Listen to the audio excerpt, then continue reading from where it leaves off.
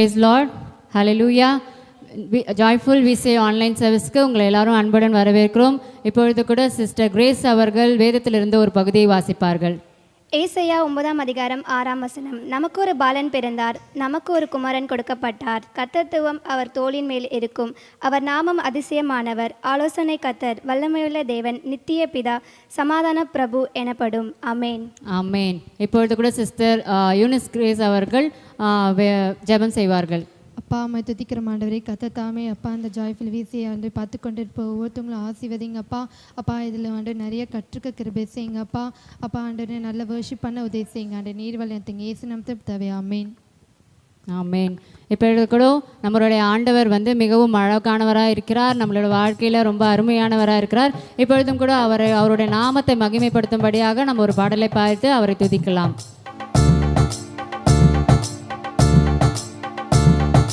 அழகானவர், அருமையானவர், இனிமையானவர், அழகானவர், அருமையானவர், இனிமையானவர், மகிமையானவர், மீட்பரானவர், மகிமையானவர், மீட்பரானவர், அவர் இயேசு, இயேசு, இயேசு, அவர் இயேசு, இயேசு, இயேசு, அழகானவர், அருமையானவர், இனிமையானவர், அழகானவர், அருமையானவர், இனிமையானவர், மகிமையானவர், மீட்பரானவர், மகிமையானவர், மீட்பரானவர், அவர் இயேசு, இயேசு, இயேசு, அவர் இயேசு, இயேசு, இயேசு, சேனைகளின் கர்த்தர் நம் மகிமையின் ராஜா, என்றும் நம்மோடு இருக்கும்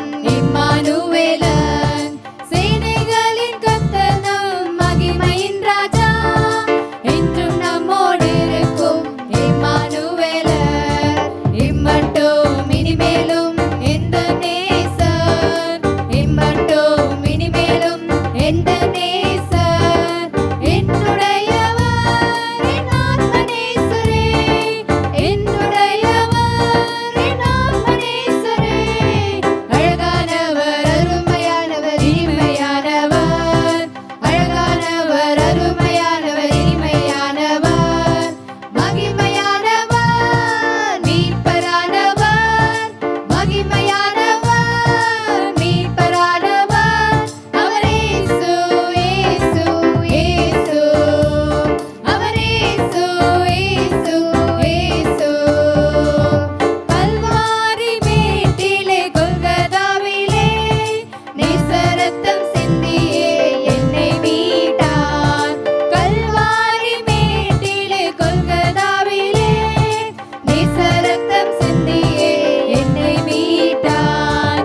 பாசத்தின் எல்லைதான் இயேசு ராஜா, பாசத்தின் எல்லைதான் இயேசு ராஜா, என்னுடையவர் என் அன்பு ரட்சகர், என்னுடையவர் என் அன்பு ரட்சகர், அழகானவர், அருமையானவர், இனிமையானவர், அழகானவர், அருமையானவர், இனிமையானவர், மகிமையானவர், மீட்பரானவர், மகிமையானவர், மீட்பரானவர், அவர் இயேசு, இயேசு, இயேசு, அவர் இயேசு, இயேசு, இயேசு, அவர் இயேசு, இயேசு, இயேசு, அவர் இயேசு, இயேசு, இயேசு. ஹல்லேலூயா. ஆண்டவரே இயேசப்பா, உம்மை ஸ்தோத்திரிக்கிறோம் கர்த்தாவே. இயேசப்பா, எப்பொழுது கூடும் ஆண்டவரே கர்த்தாவே, உம்முடைய நாமம் மகிமைப்படும்படி ஆண்டவரே இயேசப்பா எங்கள் கூடியிருக்கிறோம் ஆண்டவரே. இப்பொழுது கூடும் ஒரு பாடலை பாடுவோம், தேவனுக்கே மகிமை என்று.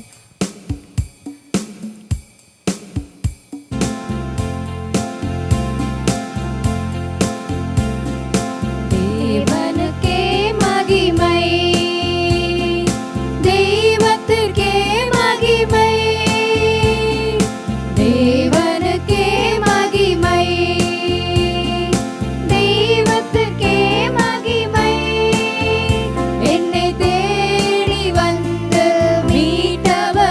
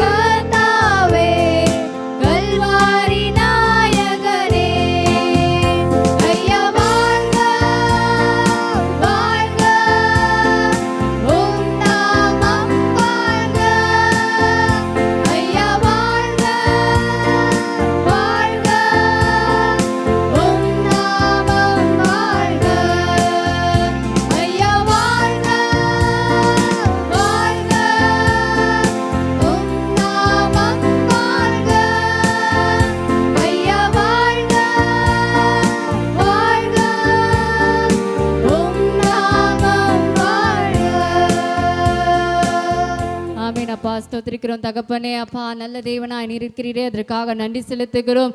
தேவாதி தேவனே, உம்முடைய நாமத்துக்கு மாத்திரமே நாங்கள் மகிமையும் துதியும் கனத்தையும் அப்பா நாங்கள் செலுத்துகிறோம் தகப்பனே. நாங்கள் சாஷ்டாங்கமாய் விழுந்து அப்பா பண்ணுகிறோம், துதிக்கிறோம், ஸ்தோத்திரிக்கிறோம் தகப்பனே.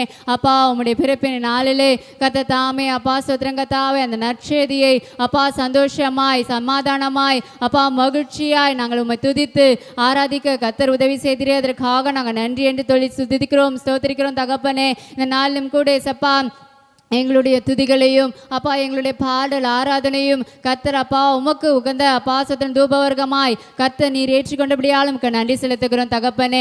அப்பா இந்த ஆராதனை கர்த்தர் நீர் ஆசீர்வதித்தபடியால் அப்பா உம்மை நன்றியோடு துதிக்கிறோம், ஸ்தோத்திரிக்கிறோம் தகப்பனே. ஆசீர்வதிங்க, மீதியான காரியங்கள் எல்லாவற்றையும் உடைய பாதத்தில் வைத்து ஜெபிக்கிறோம். நீரே பொறுப்பெடுத்துக் கொள்ளுங்க, வழிநடத்துங்க. மீட்பர் இயேசு கிறிஸ்துவின் நாமத்தினால் ஜெபிக்கிறோம் என் ஜீவனுள்ள நல்ல பிதாவே, ஆமென். ஹல்லேலூயா. கர்த்தருடைய நாம் மகிமைப்படுவதாக. Happy Christmas to everybody. நாம் இந்த கிறிஸ்மஸ் நாளிலே நாம் எல்லோரும் கூடி வந்திருக்கிறோம். கர்த்தர் மிகவும் நல்லவராய் இருக்கிறார். பிதாவானவர் தமது குமாரனையே நமக்காக அவரை கிருபாதர பலியாய் ஜீவாத பலியாய் ஒப்பு கொடுத்தார். அதுதான் நமக்கு பிதாவானவர் கொடுத்த கிறிஸ்மஸ் கிஃப்ட்.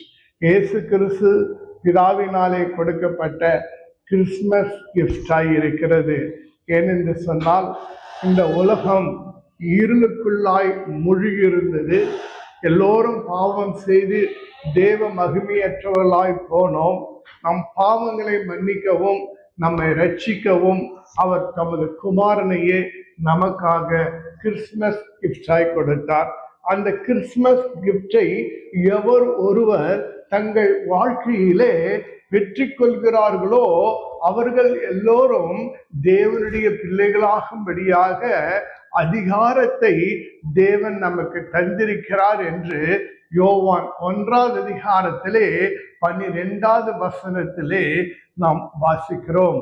இன்றைக்கு நாம் எல்லோரும் கிறிஸ்துவை பெற்றவர்களாக, இயேசு கிறிஸ்துவை உடையவர்களாக, தேவனுடைய அந்த குமாரனை நம்முடைய சொந்த இரட்சகராய் ஏற்றுக்கொண்டவர்களாய் இருக்கிறோம்.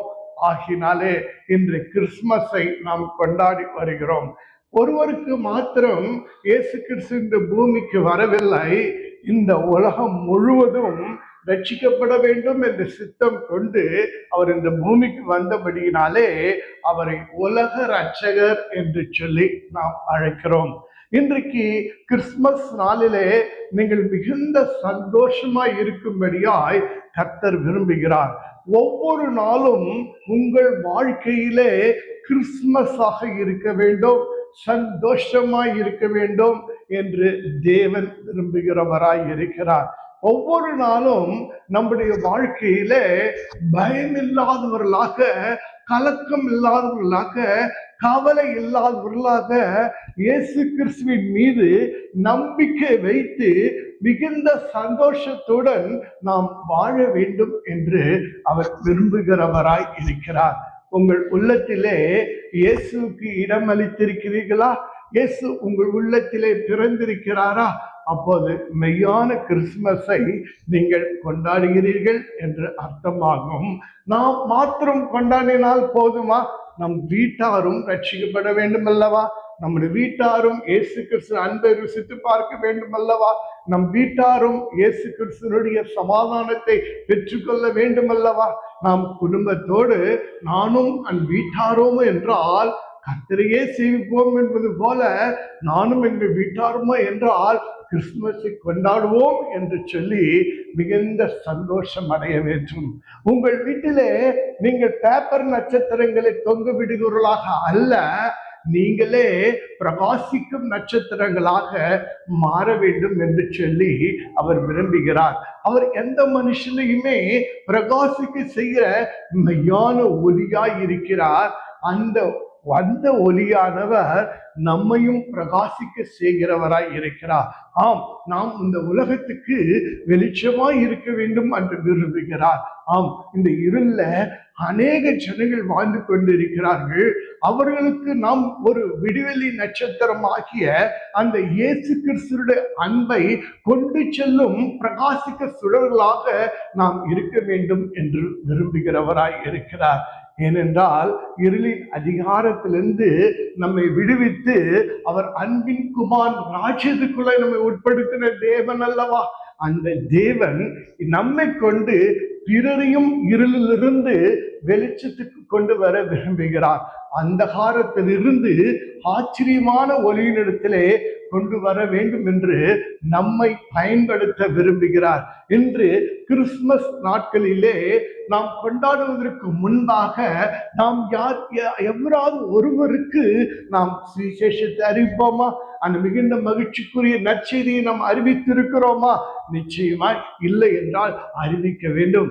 கேரல் ரவுண்ட் என்று சொல்லி கிறிஸ்துமஸ் தாத்தாவோடு எல்லோரும் செல்லுகிறார்களே, காரணம் என்ன தெரியுங்களா?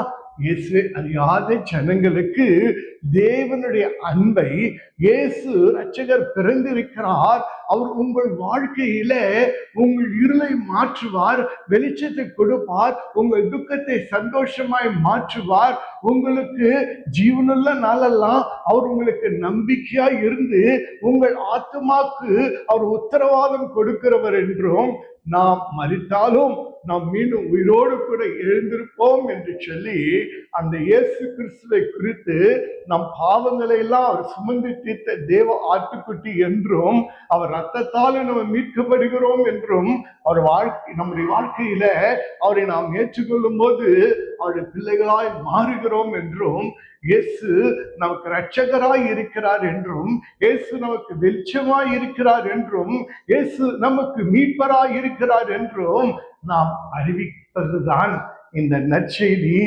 அதுவே உலகத்துக்கு நாம் அறிவிக்கிற நற்செய்தி, அதுவே கிறிஸ்துமஸ் ஆயிருக்கும். ஒவ்வொரு வாழ்க்கையிலும் கிறிஸ்து வர விரும்புகிறார். ஒவ்வொருவரும் கிறிஸ்துவின் சந்தோஷத்தை அனுபவிக்க வேண்டும் என்று சொல்லி இயேசு விரும்புகிறவராய் இருக்கிறார். இன்னைக்கு அநேக ஜனங்கள், அநேக குடும்பங்கள், அநேக உள்ளங்களிலே பயமும் திகிலும் உடைய ஒரு வாழ்க்கையை வாழ்ந்து கொண்டிருக்கிறார்கள். கவலையோடு வாழ்ந்து கொண்டிருக்கிறார்கள், துக்கத்தோடு வாழ்ந்து கொண்டிருக்கிறார்கள், துயரத்தோடு வாழ்ந்து கொண்டிருக்கிறார்கள். காரணம் என்னென்றால், அது வியாதியா இருக்கலாம், அது பலவீனமாயிருக்கலாம், அவர்கள் அன்பில்லாத உலகத்திலே தனிமையாய் வாழ்ந்து கொண்டிருக்கலாம், எதிர்காலத்தை குறித்து ஒரு பயமா இருக்கலாம், ஒரு மரணத்தை குறித்து ஒரு பயமா இருக்கலாம், சூழ்நிலை குறித்து பயமா இருக்கலாம், வாழ வழி தெரியாமல் என்ன செய்வது என்று அறியாமல் இருக்கலாம்.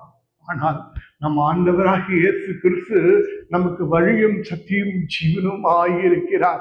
அவர் நம்மை நேசிக்கிற தேவன் அல்லவா. அவர் நம்மை பயப்படாதே என்றுதான் அவர் நமக்கு எப்பொழுதும் அவர் சொல்லுகிறவராய் இருக்கிறார். ஆம், இன்றைக்கு பயத்தோடு, துக்கத்தோடு, கவலையோடு நீங்கள் இருப்பீர்கள் என்றால் இந்த நற்செய்தி உங்களுக்கு தான். நாம் வாசிக்கிறோம் பாருங்கள், லூக்கா 2வது அதிகாரத்திலே 10வது வசனத்திலே வாசிக்கிறோம். தேவ தூதன் அவர்களை நோக்கி, யார்?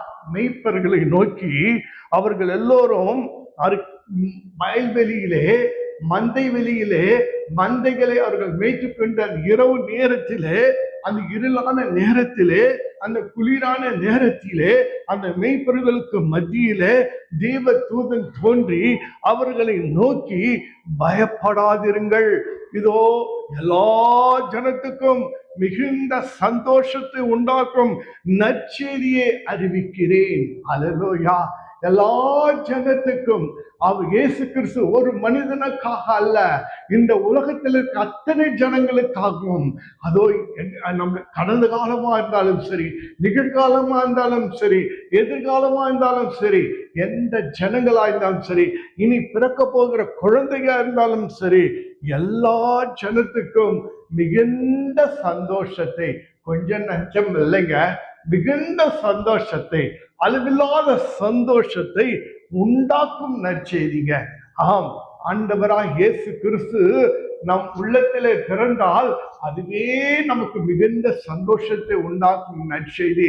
இயேசு உங்க வீட்டுக்கு வந்தால் மிகுந்த நற்செய்தி, மிகவும் சந்தோஷத்தை உண்டாகும் நற்செய்தி.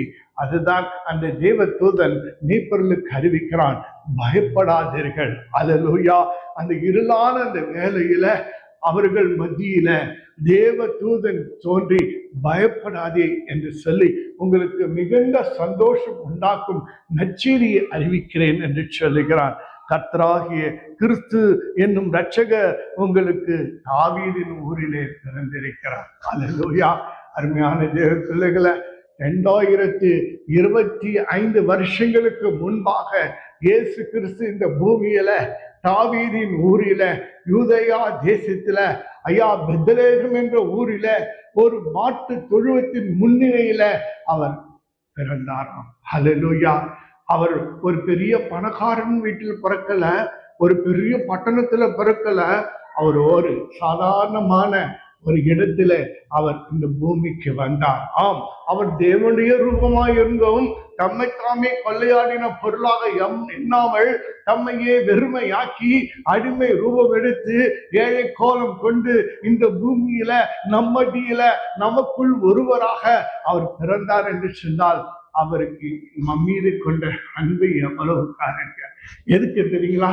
நம்மை ரட்சிக்க வேண்டும், நம்மை ஆசீர்வதிக்க வேண்டும், நம்மை மீட்க வேண்டும், நம்மை விடுவிக்க வேண்டும், நமக்கு சுகம் தர வேண்டும், நம் பாவங்களை மன்னிக்கணும், நம்முடைய சாபங்கள் நீக்கணும், நம் வியாதிகளை நீக்கணும், நம் சந்தோஷமா இருக்கணும், நம்பிக்கை உண்டாக்கணும், நல்ல எதிர்காலத்தை உருவாக்கணும், நித்திய ஜீவனை சுதந்திரத்துக் கொள்ள வேண்டும் என்று சொல்லிதான் இயேசு இந்த பூமிக்கு வந்தார். அல்லேலூயா.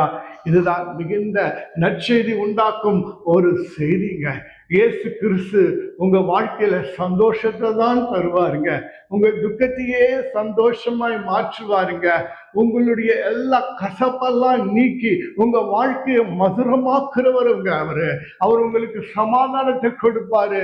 அவர் சொல்லியிருக்காரு, என்னுடைய சொந்த சமாதானத்தை கொடுக்கிறேன், இந்த உலகம் கொடுக்கிற பிரகாரம் நான் உங்களுக்கு சமாதானத்தை கொடுக்கிறேன் என்று சொல்லி அவர் தெய்வீக சமாதானத்தை கொடுக்கிறாருங்க.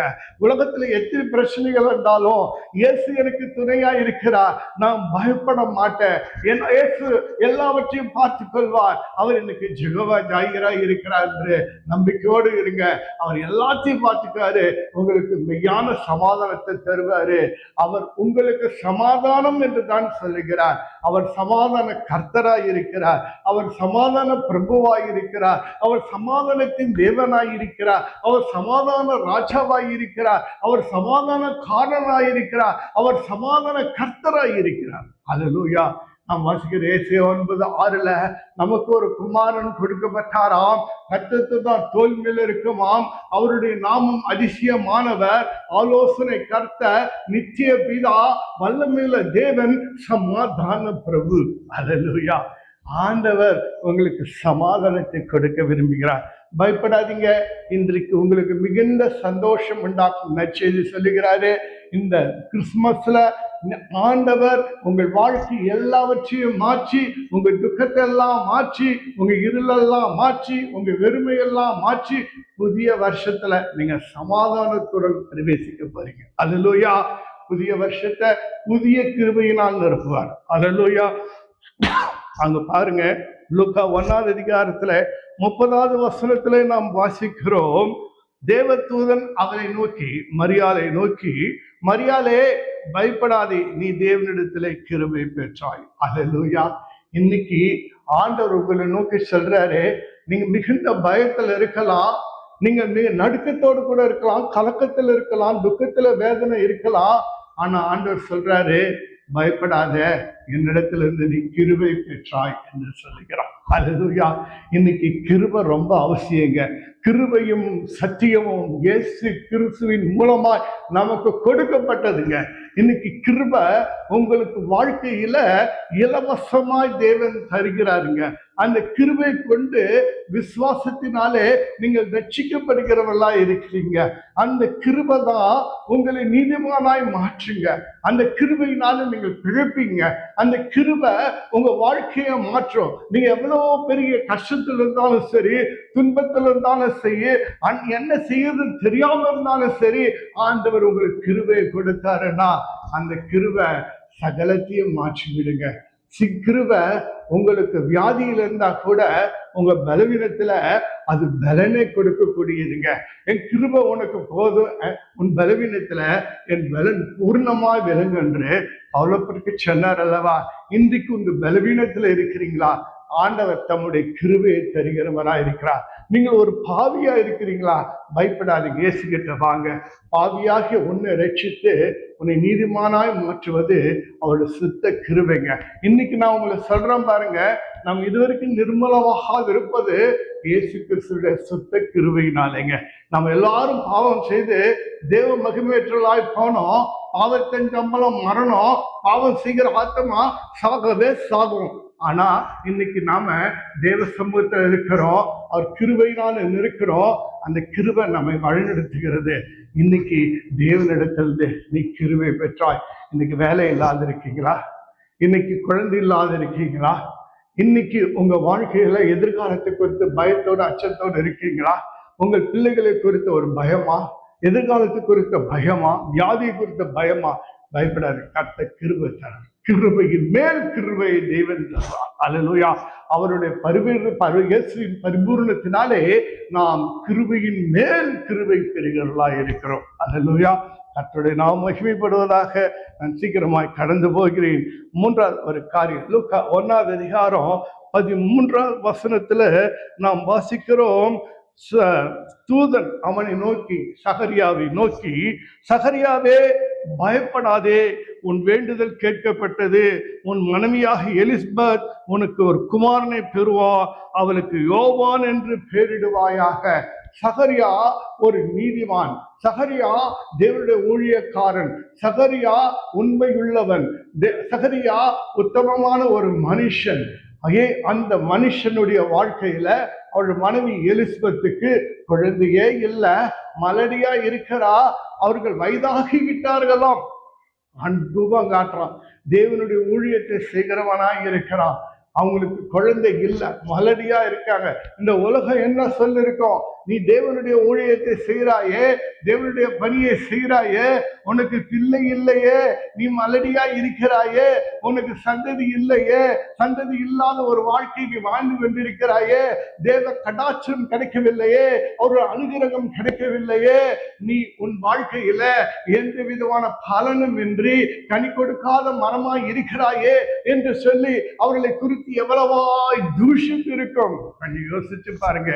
அந்த சகரியாவும் அந்த எலிசபெத்தோ கணவனும் மனைவியோ கர்த்தருக்கு உண்மையும் உத்தமமாய் இருந்து நீதி உள்ளவர்களாய் உண்மை உள்ளவர்களாய் இந்த ஊழியம் செய்து மிகுந்த கவலையோடு துக்கத்தோடு அவமானத்தோடு தான் அவங்க வாழ்ந்து இருப்பாங்க.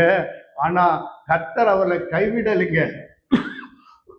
கர்த்தர் தன் ஊழியக்கார் மீது பரிதாபப்படுகிறவர். தன் ஊழியக்காரர்களை வெட்கப்பட்டு போக செய்ய மாட்டார். தன் ஊழியக்காரர்கள் அவர் மறப்பது இல்லைங்க. ஒரு நாள் தேவ தூதன் காபிரியேல் வந்து அவன் தூபம் காட்டும் போது அந்த வலது பாசத்துல நின்று, பயப்படாத சகரியாவே, உன் வேண்டுதல் கேட்கப்பட்டது என்று சொல்லியிருக்கான். அந்த வேண்டுதலின் படி அவனுக்கு என்ன குழந்தை பிறந்தது தெரியுங்களா? இயேசுவுக்கு வழியை ஆயத்தம் பண்ணுகிற அந்த யோவான் ஸ்நானன், வனாந்தரத்துல சத்தமிடுகிறவன் சத்தம் என்று சொல்லி அழைக்கப்படுகிற எலியாவின் ஆவியுடைய ஒரு குழந்தையை அந்த ஆண்டவராக இயேசு கிறிஸ்து, இதோ அந்த தேவன் பிதாவானவர் அந்த குழந்தையை இதோ சகரியாவுக்கும் எலிசபெத்துக்கும் கொடுத்து ஆசீர்வதிக்கிறவராய் இருக்கிறார். அல்லேலூயா. அவன் தான் மனம் திரும்புதலுக்குரிய ஞானஸ்தானத்தை கொடுக்கிறான். அவன் மூலமாகத்தான் இயேசு கிறிஸ்து கூட ஞானஸ்தானம் பெற்றாராம். அல்லேலூயா. ஏன் இதை நான் உங்களுக்கு சொல்றேன் தெரியுங்களா? கர்த்தர் அப்படி எலியாவின் அபிஷேகத்தை உடைய ஒரு குழந்தையை சகரியாவுக்கும் எலிசபெத்துக்கும் கொடுத்து அவர்களை உயர்த்தினார். அல்லேலூயா. அவர்களுக்கு ஏற்ற காலத்துல ஏற்ற சமயத்துல தேவ நோக்கத்தை தேவ சித்தத்தை நிறைவேற்றக்கூடிய ஒரு குழந்தையை கொடுத்து அருளினார். இன்னைக்கு உங்க வாழ்க்கையில ஏமாற்றத்தோடு ஜீவித்துக் கொண்டிருக்கலாம். நீண்ட ஜெபத்தை ஏறெடுத்து கொண்டிருக்கிறவர்களாய் இருக்கலாம். இதுவரைக்கும் நீங்கள் வேண்டுதல்கள் இன்னும் கேட்கப்படாமல் தாமதமாக கொண்டிருக்கலாம். ஆனாலும் பயப்படாதீங்க, உங்கள் வேண்டுதல் கேட்கப்பட்டது. இந்த கிறிஸ்துமஸ் நற்செய்தி என்ன தெரியுங்களா? நீண்ட காலமா நீங்கள் ஜெபித்து கொண்டிருக்கிற காரியத்துக்கு தேவன் பதில் கொடுக்க போகிற இந்த நாள் வந்து விட்டது. புதிய வருஷத்துக்குள் பிரவேசிக்கும் போது தேவன் புதிய காரியங்களை செய்து உங்களை வழிநடத்துகிற ஒரு ஹாப்பி கிறிஸ்துமஸ் தான் இது. அல்லேலூயா. உங்கள் ஆச்சரியமான காரியங்களை கர்த்தர் செய்வார். அதிசயங்களை செய்கிற காரியங்கள் உங்கள் வாழ்க்கையில செய்வார். எல்லோரும் இதோ பிரமிப்படையும்படியாக கர்த்தர் உங்கள் வாழ்க்கையிலே உங்களை வழிநடத்த போகிறார். பயப்படாதே, உன் வேண்டுதல் கேட்க பெற்றது. ஹல்லேலூயா. கர்த்தருடைய நாமம் மகிமைப்படுவதாக. இன்னும் 2 காரியங்களை மாத்திரம் உங்களுக்கு சொல்லிவிட்டு நான் முடிக்க விரும்புகிறேன். லூக்கா 5வது அதிகாரம் 10வது வசனத்திலே நாம் வாசிக்கிறோம். இப்படியாய் வாசிக்கிறோம். ஹல்லேலூயா. கர்த்தருடைய நாமம் மகிமைப்படுவதாக.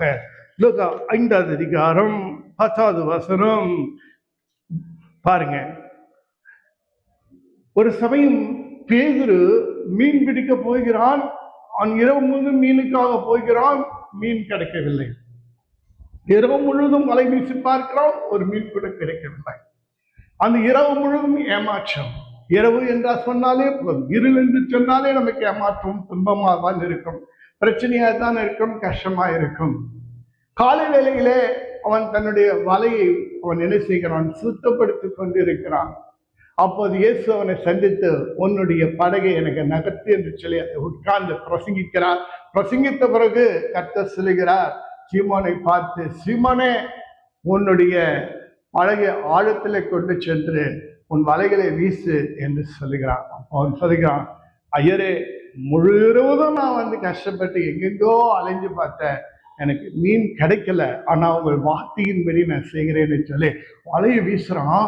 அப்போது மிகுந்த மீன்கள் அவனுக்கு கிடைக்கிறது. படகு முழுகத்தக்கதாக, படகு முழுகவில்லை, ஆனால் படகு நிரம்பத்தக்கதாக கத்த மீன்களை கிடைக்க செய்கிறார். ஒரு படகு அல்ல, 2 படகுகள் நிறைய அவன் மீன்களை பிடிக்க செய்கிறவனாய் இருக்கிறார்.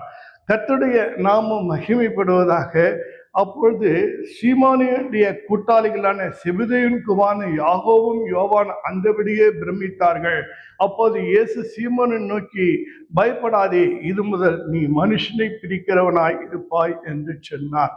அவன் பாருங்க, இந்த இவ்வளவு மீன்கள் கிடைச்ச பிறகு பேதுரும் அவன் கூட்டாளியும் பிரமித்து போய் சொல்கிறார்கள், நான் ஒரு பாவியான மனுஷன், நீர் என்னை விட்டு போக வேண்டும் என்று அவர் பாதத்தில் விழுந்து கெஞ்சுகிறவர்களாய் இருக்கிறார்கள்.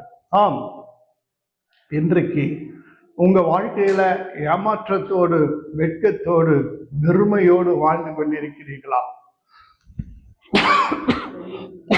முதலாவது தேவனுடைய ராஜ்யத்தையும் நீதியும் தேடுங்கள், இவைகள் எல்லாம் கூட கொடுக்கப்படும். இந்த கிறிஸ்துமஸ் நாளிலே இயேசுவை தேடி அவர் பாதத்துல விழுங்க. நீங்க நினைப்பதற்கும் வேண்டுவதற்கும் அதிகமாய் அவர் கிரியை செய்ய வல்லவராய் இருக்கிறார். உங்களுக்கு இரட்டிப்பான நன்மைகளை தருவார். உங்கள் கையின் பிரயாசம், உங்களுடைய பிசினஸ், உங்கள் ஊழியம், ஆண்டவர் அனைத்தையும் ஆசீர்வதிப்பார். நீ மீன்கள் பிடித்ததுனாலே நீ சந்தோஷம் பிரமிப்பு அடைகிறாயா பேதுருவே? இது முதற்கு நீ ஆத்துமாக்களை, நீ மனிதர்களை பிடிக்கிறவர்களாய் நீ மாறுவாய் என்று சொல்லி தம்முடைய அண்மையுள்ள சீசனாக அவனை ஏற்றுக்கொண்டார். அவன் 3000 5000 பேர்களை ரட்சிப்புக்குள் வழிநடத்தினானா? கொஞ்சம் யோசிச்சு பாருங்க. இதெல்லாம் உங்களுக்கு சொல்ல தெரியுங்களா? இன்னைக்கு உங்க வாழ்க்கையில ஏமாற்றத்தோடு இருந்தீங்கன்னா, நீங்க ஏமாற்றம் நீங்குவது மாத்திரமல்ல, உங்கள் தேவைகள் சந்திக்கப்படுவது மாத்திரமல்ல, அதற்கு மேலாக தேவன் தம்முடைய சித்தத்துக்காக, தன்னுடைய காரியத்துக்காக உங்களை பயன்படுத்த போகிறவராய் இருக்கிறார். அல்லேலூயா. கடைசியில ஒரு காரியத்தை நான் சொல்லி முடிக்கிறேன். லூக்கா 8வது அதிகாரம் 50வது வசனத்தை நாம் வாசிப்போம். லூக்கா 8வது அதிகாரம் 50வது வசனத்தை நாம் வாசிப்போம்.